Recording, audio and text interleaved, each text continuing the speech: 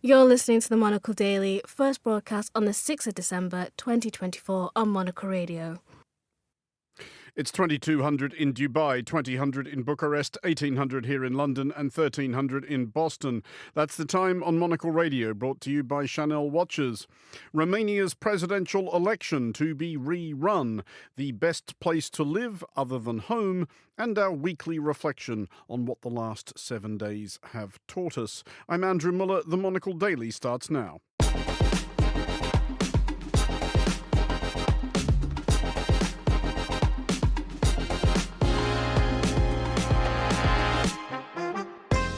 Hello and welcome to the Monocle Daily, coming to you from our studios here at Midori House in London. I'm Andrew Mueller. It's Friday, so it's our weekly in-house daily, and the Monocle staffers who were last to make their way around the mini-golf course were Monica Lillis and Grace Charlton. They will furnish scorching hot topical chat, and we'll hear once more from Monocle's team at the International Luxury Travel Market in Cannes. Stay tuned, all that and more coming up right here on the Monocle Daily.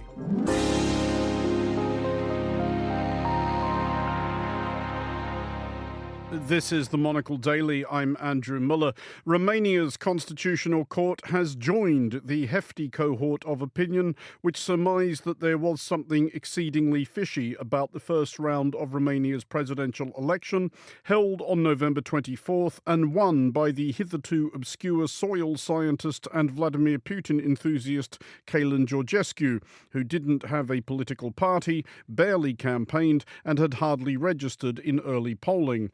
The court has annulled the first round of voting. It is now up to Romania's government to set a date for a fresh election.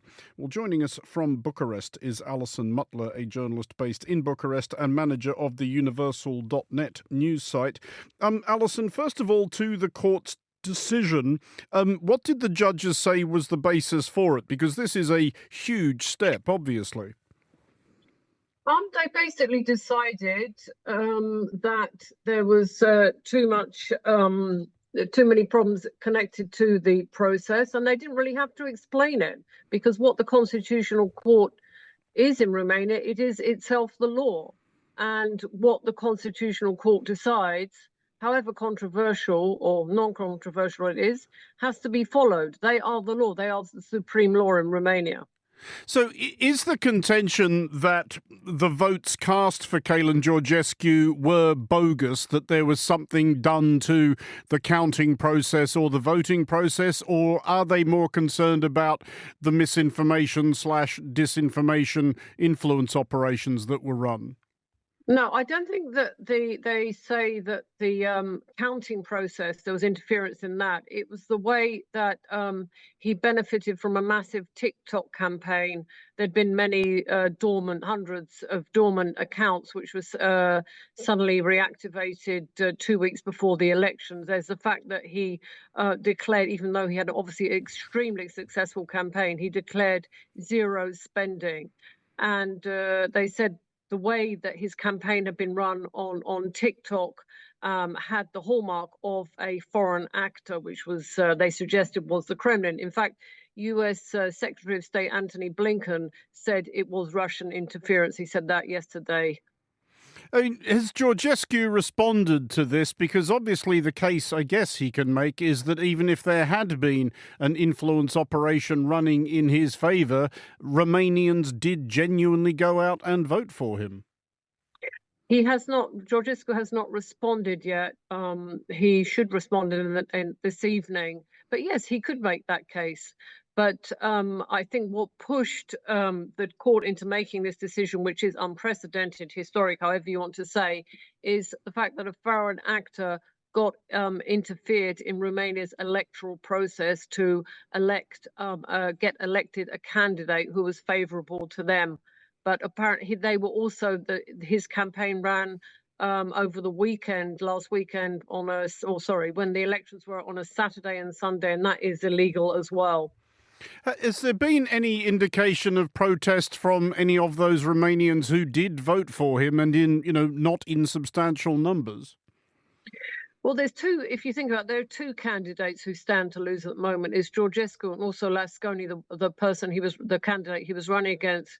and there have not been any calls for people to go on the street and protest. There have been strongly worded statements from politicians either supporting the court decision or saying it was an attack on democracy. But we've seen protests these last 2 weeks about the election and about the outcome of the election. But there are no protests in Romania after the court ruling. You're correct to point out that Eleanor Lasconi, the former TV journalist who would have been his putative second-round opponent, has also criticised this ruling. But what is the basis of her critique? Is it that she thinks, from a pure-hearted democratic perspective, that this is a thwarting of the people's will, or did she just like her chances of beating him?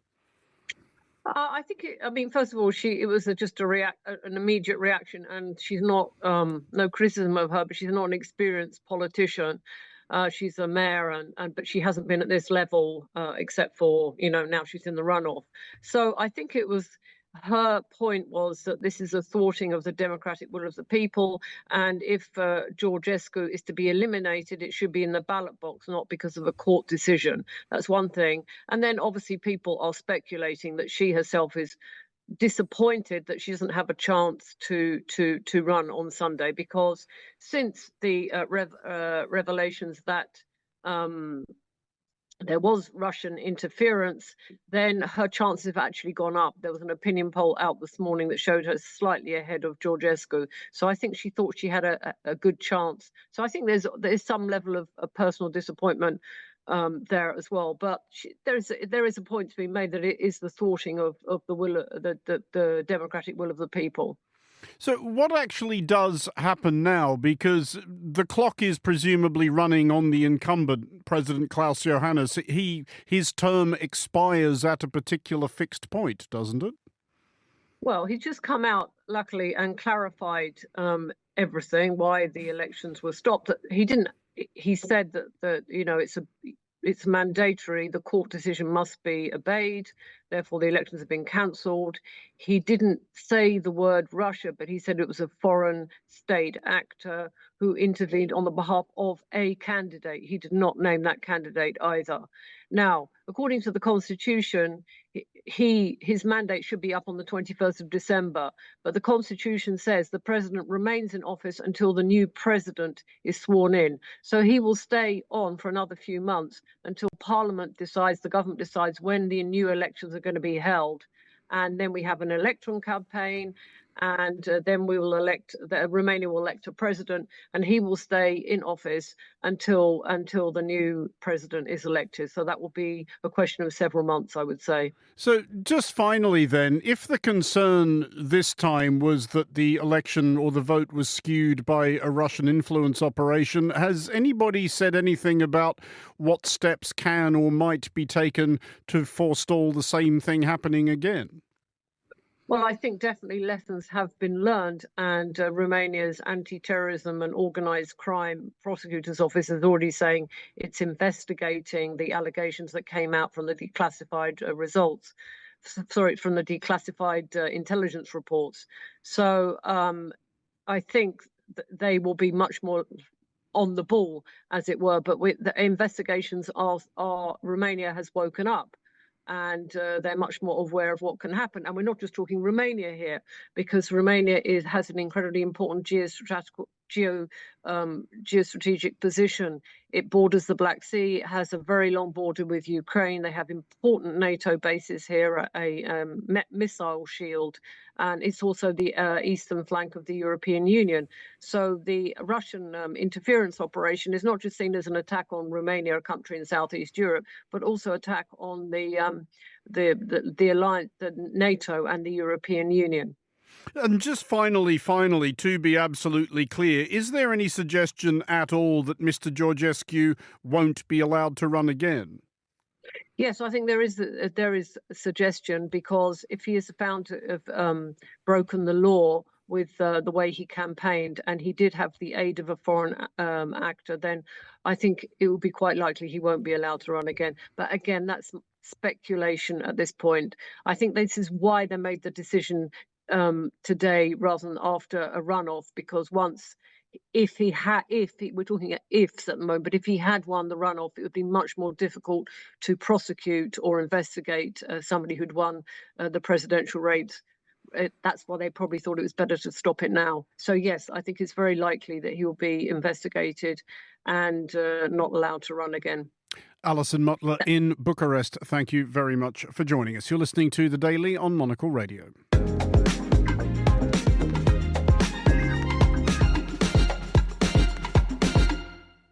This is The Daily on Monocle Radio with me, Andrew Mueller, and it is time now for our weekly reflection on the extent to which the last 7 days have enlarged our understanding of anything.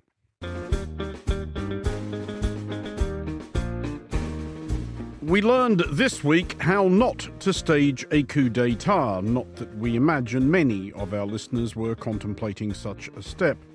First, we learned from South Korean President Yoon Suk-yeol interrupting regular television programming at around 11 o'clock of a Tuesday evening that his nation was beset by North Korean fifth columnists and that there was therefore no choice but to take the grave step to suspend democracy until further notice. I declare martial law to protect the Free Republic of Korea from the threat of North Korean communist forces, to eradicate the despicable pro-North Korean anti-state forces that are plundering the freedom and happiness of our people. Righto. We learned then that members of South Korea's parliament begged to differ with the president's analysis of the national predicament and began reporting, despite the lateness of the hour, to the parliament building, by then besieged by bewildered soldiers, even if some MPs had to be hoisted over the fence by sympathetic demonstrators. We learned that of the quorum of 190 MPs who voted on the propriety of the president's manoeuvre, opinion could not be said to be narrowly split. All 190 of them vouchsafed that they weren't having it. 190인 중 찬성 190인으로서 비상계엄 해제 요구 결의안은 가결되었음을 선포합니다. We then learned, or at least surmised, that President Yoon had neglected to attend to a few of the fundamentals of coup staging, i.e. make sure of your military support, your political cover and the fear of your people, for we swiftly learned that President Yoon had none of these going for him. The soldiers went home, his own party sent a please explain note, and a hefty chunk of the population of Seoul stayed out all night, chanting things which we, for one humorous news review, doubt translate from the Korean as, "Yay for President Yoon, this is a great idea, it's all going brilliantly."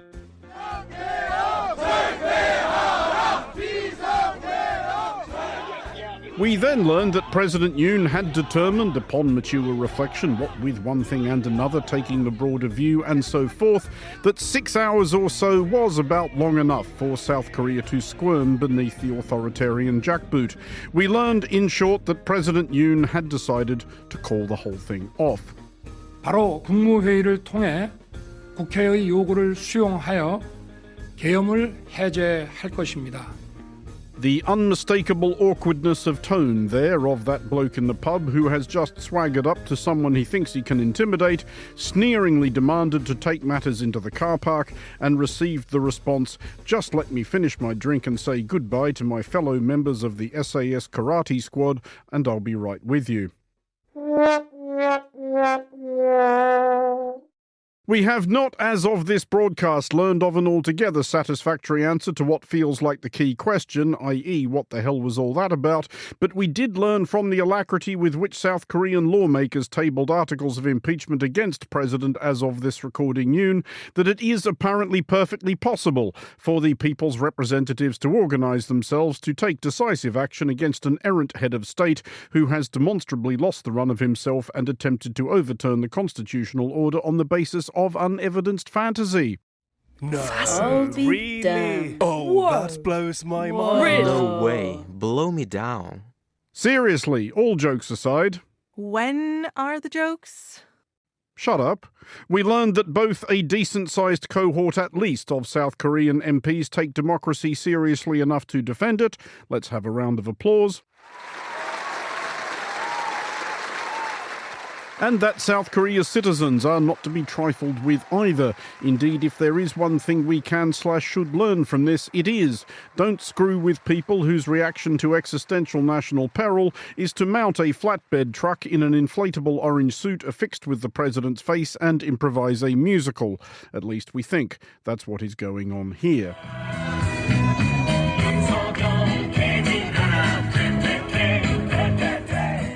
Because, by way of contrast, and the rockets red glare. In the United States, we learned that enthusiasts of the shortly to be reinstalled failed putschist President-elect Donald Trump were aghast, just like that, at the news that the incumbent, President Joe Biden, had resolved to use the powers attendant upon his office to pardon his idiot son Hunter for a picturesque variety of malfeasances upon which he was awaiting sentence.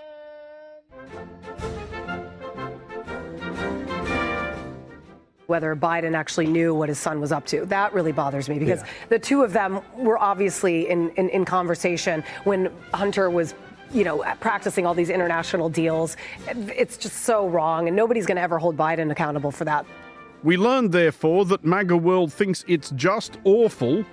Awful. Awful. Awful. Awful. Awful. Awful. Awful. Exactly. When a US president indulges in arrant nepotism, especially when it means letting members of the family off the hook for crimes of which they have been duly convicted in a court of law, and or placing such a disreputable figure in a position in which they will be in some or other capacity representing the United States overseas. And it's a pretty safe bet that the General Muttered Agreement crew are in concurrence on this one.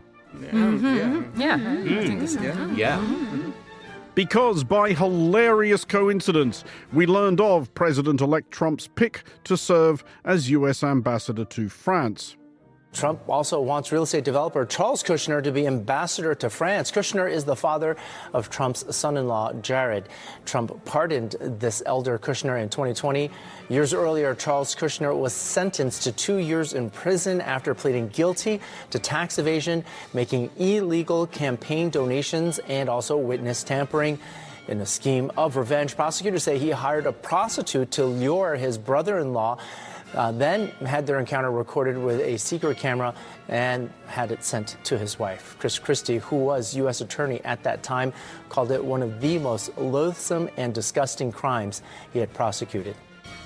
The first two people to hold that post for fans of American declinism were Benjamin Franklin and Thomas Jefferson. We learned, as ever and as always, it's fine when my mob does it, bad when the other crowd does. Awful. Awful. Awful. Awful. For Monocle Radio, I'm Andrew Mueller. Awful. Awful.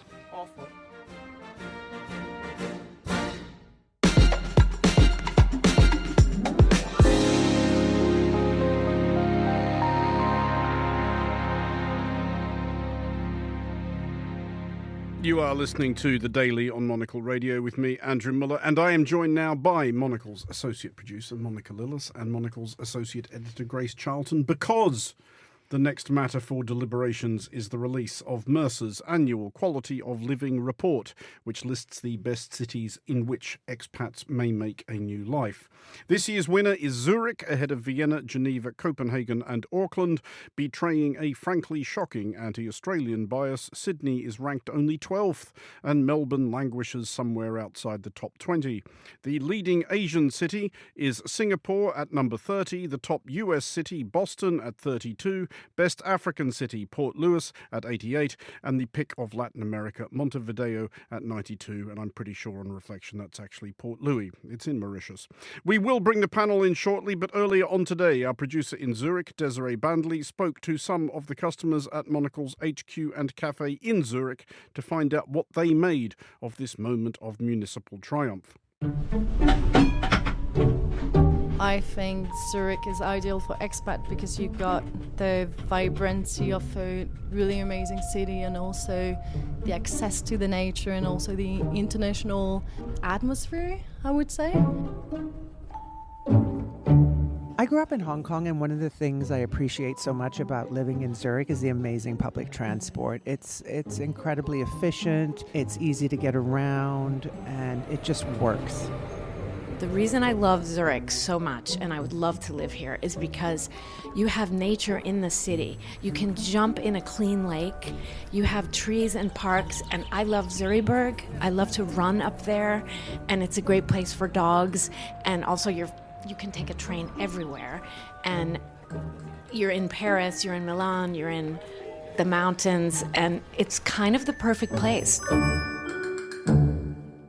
Those clips collected by Desiree Bandley in Zurich. Well, let's bring the panel in on this. And Grace, I will start with you first, because not only are you, much like myself, an Australian expat in London, you have lived and been an expat in what is, it says here, and would Mercer's lie to us, the third best city that an expat could possibly live in, which is Geneva. Podium finish. Do you concur with this judgment? Yeah, sure. Geneva's fine. A lot of people from other countries live there. I grew up there. I left as soon as I could when I was 18. That's not a ringing endorsement. Yeah.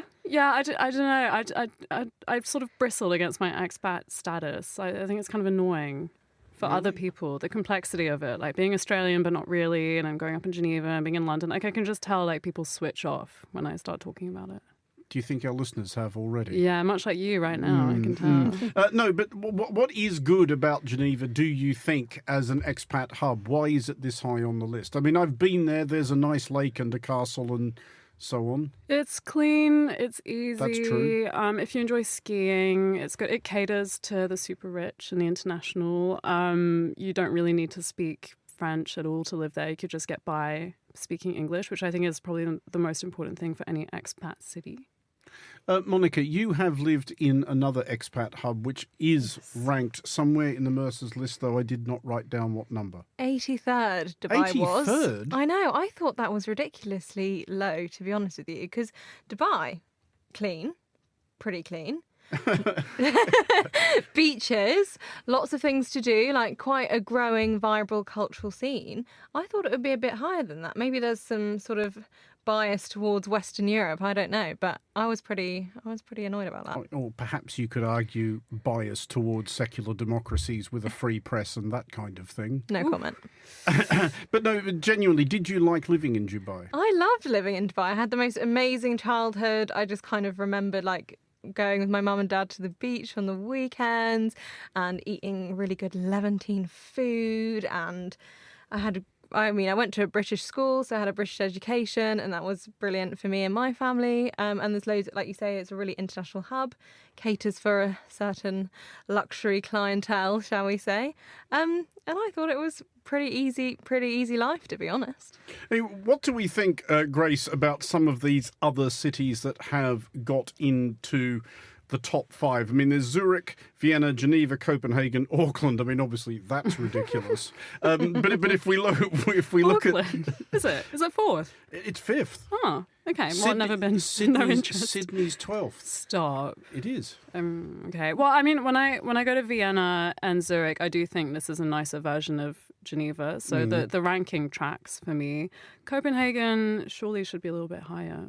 I don't know. I think a lot of people like Copenhagen at the moment. It seems to be a place where a lot of people go and travel and see a lot of, especially at this time of year, winter. Yeah. But to be an expat, I think it's quite easy there as well. I don't know. What is an expat criteria? Well, this is what we're trying to figure out. I was just thinking, I mean, Monica, do you think location is important? Because that is something Dubai absolutely does have going for it. If you are somebody who travels a lot to the Middle East, to Europe, even to Asia, you can be pretty much anywhere in 6 or 7 hours. Yeah, and it's totally, like you say, it's totally smack bang in the middle of the world.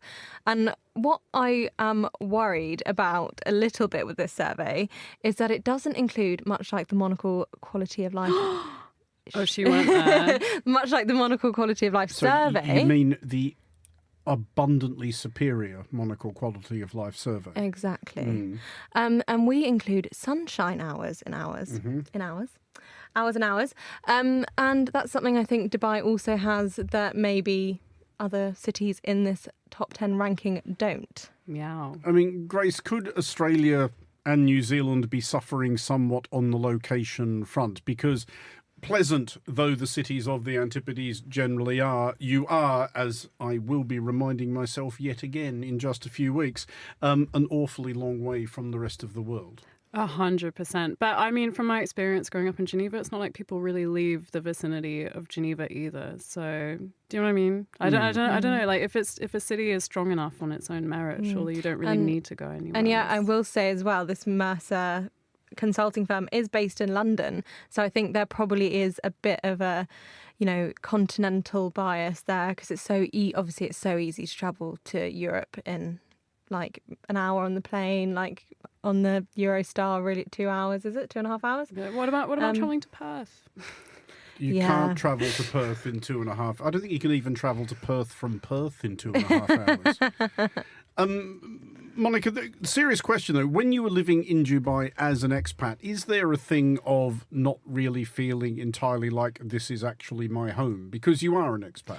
Yes, I think that is something that really rings true, and something that Grace sort of mentioned earlier in the conversation. It kind of, you do feel a little bit third culture, I guess. So I'd come home to, where I was born and see my family, and there was much like, oh, you're not from here, you're from Dubai. But I was like, well, no, I was born here. I thought I was from here. And even now, my family live in Somerset, and I went to school there as a teenager, and I'm not really from there either. It's just kind of somewhere where we settled. So even though I repatriated, so to speak, it doesn't ever, nowhere really feels like home at the moment anyway.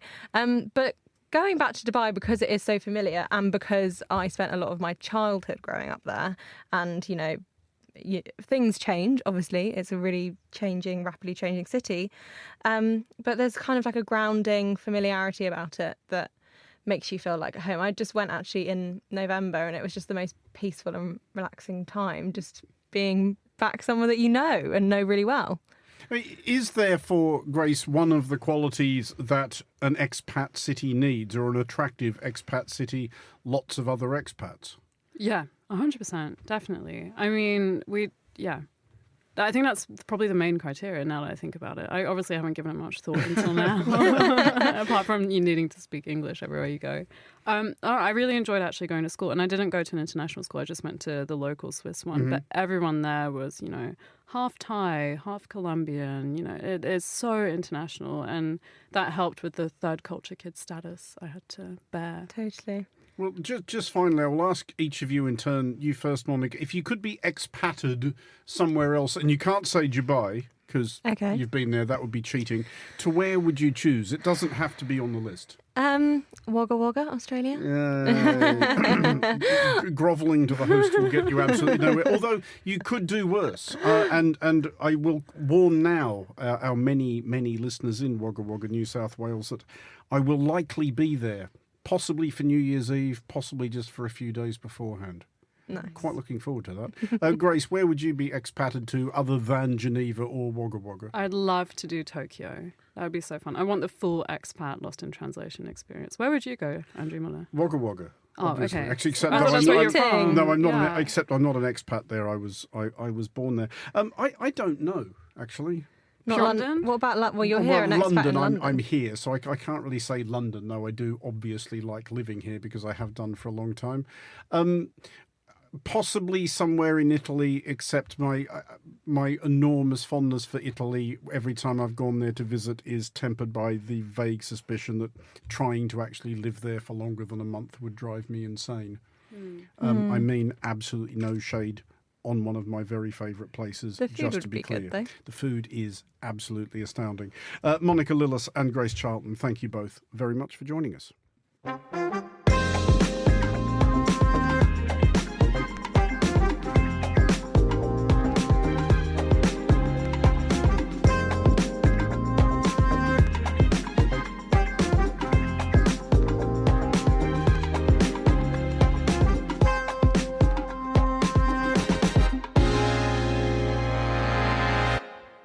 You are listening to The Daily on Monocle Radio. Finally, on today's show, we head to Cannes once again, where the international luxury travel market has just wrapped for this year. Some of the Monocle team were at the international luxury travel market, speaking to some of the biggest names in the industry. Well, earlier, Monocle's Emma Nelson sat down with Janine Marshall, managing director of the independently owned and well-regarded One Aldwych in London's Covent Garden, to learn about the outpost's commitment to sustainability and desire to stay boutique. Emma started by asking Janine about how 2024 has been for the company. The hotel, as you may know, has been renovated, and we opened just before COVID. Now we've been in a process of re-educating the market that we're back and we're here, come and book us. How did you go about that? Well, we've called on the US market, East and West Coast, more than ever before. We've appointed a new representation company, and we have seen an uplift in that segment of 20%. Also, we've dabbled with Australia. I've just returned on Friday night from 3 weeks visiting several cities. The hotel was very well received because of the location and being a luxury boutique and independently run property, which seems to resonate there. It's the second trip post-COVID, and we've almost doubled our production from that market. Not the biggest, but there's huge opportunity to grow. Now that the word is spreading, we are high-end leisure business, it's wonderful to call on people and they say, oh yes, I've recently sent you clients, your hotel is beautiful, and we can see the results. Of course, we have some way to go, but from where we started to now, it's doing really well. That's a really lovely story because it's all about word of mouth. And nowadays we have just an absolute avalanche of marketing and algorithms and booking apps and something that totally depersonalizes the experience of actually contacting a lovely hotel and talking to them and having someone speak. How important to you is that, to have that personal touch and that personalization? How can I possibly quantify and describe that to you in a sentence? It means everything to myself and my team. We are not a brand. We are family owned and privately run. The spirit of generosity that we give our guests and our agents. I can guarantee if somebody asks, can my client come early? Can they stay late? Can I swap around an amenity? Could you take care of them? Complimentary minibar. That generosity goes throughout the culture of the business, and the clients go and tell the agents and other clients. And I say this to my team all the time. Word of mouth is the most powerful marketing tool that you can have in your pocket. You can spend endless amount of money on adverts, but it doesn't mean anything. And when you look at all the giants of luxury hospitality who have sort of landed like spaceships at this place, do you think they're missing a trick with what you can do? Competition is good. I think there's space for everyone. It's different. We have 100 bedrooms. I focus my lens on filling my 100 bedrooms and shut out the noise of the big brands because it's hard to compete with those budgets. In answer to your question in a very long-winded way, yes, I do, because it's the personalised, memorable, caring and genuine service that a guest enjoys at a hotel is what they remember and value over and above everything else. A little earlier you were talking to me before we started this interview about the sustainability element of hotels. And I'm asking this of you because you are an accountant. There is an argument that nowadays, when sustainability is used as a selling point, it perhaps isn't the most relevant part of what is being sold. That actually people come to One Aldwych because they want to come to a really, really nice hotel, not because it is certified B Corp. It's a bonus, but it's also kind of expected, in the same way that you would expect a company to have an excellent accountant. You don't put that on your advertising poster, you just assume that that is a given. How true is that of your guests, but also how true of it is of the people who come and work with you? Is that actually what drives them through the doors to come and stand behind reception and work in the restaurant? That's a very nice way of putting it. In truth, when guests arrive and they hear about what we do in the hotel, it's very well received. You're quite right. They don't actively seek us out because of the accreditation, but it is meaningful. From a recruitment perspective, I believe it does make a difference. I have been actually surprised on how well the accreditation has been received, how much exposure it's received, and appreciated by both trade, client, but most importantly our team. So it's another weapon in my bag in a crowded market to retain and or attract good talent. Where do you want to be in a decade? I want us to be better. We have a culture in believing in B Corp and or everything around it, but we have to continue. We are working with the North Bank bid with a very interesting project to generate power that's generated through Thames River, all of the carbon neutral that you expect. And I want us to drive and improve further what we already do and more with the local community. That was Janine Marshall from One Aldwych speaking to Monocle's Emma Nelson at the International Luxury Travel Market in Cannes. And that is all for this edition of the Monocle Daily. Thanks to our contributors today, Alison Mutler, Desi Bandley, Emma Nelson, Grace Charlton and Monica Lillis. Today's show was produced by Monica Lillis and researched by Maisie Ringer. Our sound engineer was Alan Whedon. I'm Andrew Mueller here in London. The Daily is back at the same time on Monday. Thanks for listening and have a great weekend.